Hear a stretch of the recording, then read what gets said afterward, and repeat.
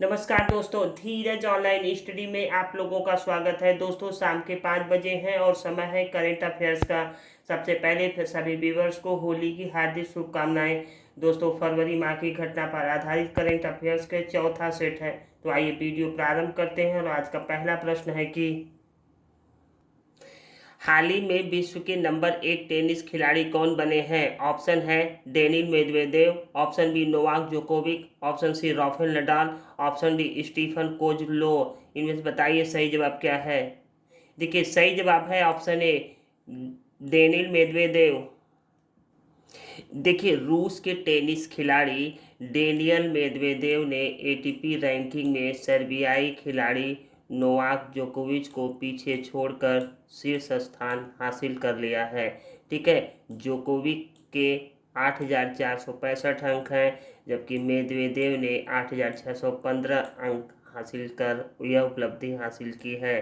ठीक, देखिए, मेदवेदेव रूस के तीसरे खिलाड़ी बन गए हैं जिन्होंने नंबर 1 स्थान हासिल किया है। ठीक है, उनसे पहले एवजेनी कैफेलनिको 1999 और मार्टिन सेफिन 2001 में नंबर 1 स्थान पर पहुंच चुके हैं। ठीक है, देखिए, नोवाक जोकोविच रिकॉर्ड 361 सप्ताह तक नंबर 1 रैंकिंग पर रहे हैं।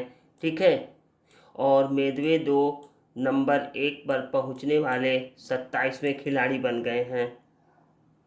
अगला क्वेश्चन है, बीजिंग शीतकालीन ओलंपिक खेल का समापन समारोह 20 फरवरी 2022 को बेट्स नेस्ट स्टेडियम में हुआ। इस खेल में किस देश ने पहला स्थान हासिल किया। ठीक है, option A Germany, option B Japan, option C Norway और ऑप्शन डी चीन। इनमें से बताइए सही जवाब क्या है। देखिए, सही जवाब है ऑप्शन सी नॉर्वे। देखिए, बीजिंग शीतकालीन ओलंपिक खेल का समापन 20 फरवरी 2022 को बर्ड्स नेस्ट स्टेडियम में संपन्न हुआ। ठीक, देखिए, बीजिंग शीतकालीन ओलंपिक खेलों में 16 स्वर्ण सहित कुल 37 पदकों के साथ नॉर्वे पहले स्थान पर, और जबकि जर्मनी 12 स्वर्ण के साथ दूसरे स्थान पर और मेजबान देश चीन 9 स्वर्ण के साथ तीसरे स्थान पर रहा। अगला क्वेश्चन है, भारत की यूपीआई प्रणाली को अपनाने वाला पहला देश कौन बना है। Option A Nepal, option B Bhutan, option C Bangladesh, option D Sri Lanka. इनमें से बताइए सही जवाब क्या है। देखिए, सही जवाब है ऑप्शन ए नेपाल। देखिए, नेपाल भारत की यूपीआई प्रणाली को अपनाने वाला पहला देश बन गया है। इससे पड़ोसी देश को डिजिटल इकोनॉमी को मजबूत बनाने में बड़ी मदद मिलेगी। ठीक है, देखिए, national payment corporation of India यानी एनपीसीआई की अंतर्राष्ट्रीय शाखा इंटरनेशनल पेमेंट लिमिटेड है ने नेपाल में सेवा देने के लिए गेटवे पेमेंट सर्विस और मनन इन्फोटेक के साथ हाथ मिलाया है। ठीक है, देखिए, गेटवे पेमेंट सर्विस यानी जीपीएस नेपाल में अधिकृत भुगतान प्रणाली कंपनी है। ठीक है, और मनन इन्फोटेक नेपाल में यूनिफाइड पेमेंट इंटरफेस यानी यूपीआई को लागू करेगी। ठीक, अगला क्वेश्चन है, हाल ही में किस देश ने रेडियो फ्रिक्वेंसी एब्लेशन तकनीक का इस्तेमाल कर गर्भस्थ शिशु के फेफड़े के ट्यूमर की सर्जरी करने में सफलता प्राप्त की है। ऑप्शन है option A Britain, option B America, option C France या ऑप्शन डी भारत। इनमें से बताइए सही जवाब क्या है। देखिए, सही जवाब है ऑप्शन डी भारत। देखिए, अखिल भारतीय आयुर्विज्ञान संस्थान एम्स में देश में पहली बार रेडियो फ्रिक्वेंसी एब्लेशन तकनीक का इस्तेमाल कर डॉक्टरों ने 7 माह के गर्भस्थ शिशु के फेफड़े के ट्यूमर की सर्जरी करने में सफलता पाई है। ठीक है, देखिए, रेडियो फ्रिक्वेंसी एब्लेशन से दुनिया में गर्भस्थ शिशु के फेफड़े की दूसरी और भारत में यह पहली सफल सर्जरी है। अगला क्वेश्चन है, चालू वित्तीय वर्ष की तीसरी तिमाही यानी अक्टूबर से दिसंबर 2021 के दौरान देश में विकास दर में कितने प्रतिशत की वृद्धि की गई है? ठीक है, ऑप्शन है 5.2%, ऑप्शन बी 5.4%, ऑप्शन सी 5.8% या ऑप्शन डी 6.4%। इनमें से बताइए सही जवाब क्या है। देखिए सही जवाब है ऑप्शन बी 5.4%। देखिए चालू वित्तीय वर्ष की तीसरी तिमाही यानी अक्टूबर से दिसंबर 2021 के दौरान देश की जीडीपी में पिछले वित्तीय वर्ष की समान अवधि के मुकाबले 5.4% की बढ़ोतरी दर्ज की गई है। ठीक है, हालांकि यह बढ़ोतरी 6% के पूर्वानुमान से कम है। ठीक, देखिए तीसरी तिमाही की जीडीपी बढ़ोतरी में कमी को देखते हुए राष्ट्रीय सांख्यिकी कार्यालय यानी एनएसओ ने अपने दूसरे अनुमान को 9.2% से घटाकर कितना कर दिया है? 8.9% कर दिया है। ठीक है, देखिए तीसरी तिमाही के ग्रास वैल्यू एडेड यानी जीबीए में मैन्युफैक्चरिंग का योगदान जो है सिर्फ 0.2% रहा और कंस्ट्रक्शन सेक्टर में तो पिछले वित्तीय वर्ष की समान अवधि के मुकाबले 2.8% की गिरावट दर्ज की गई है।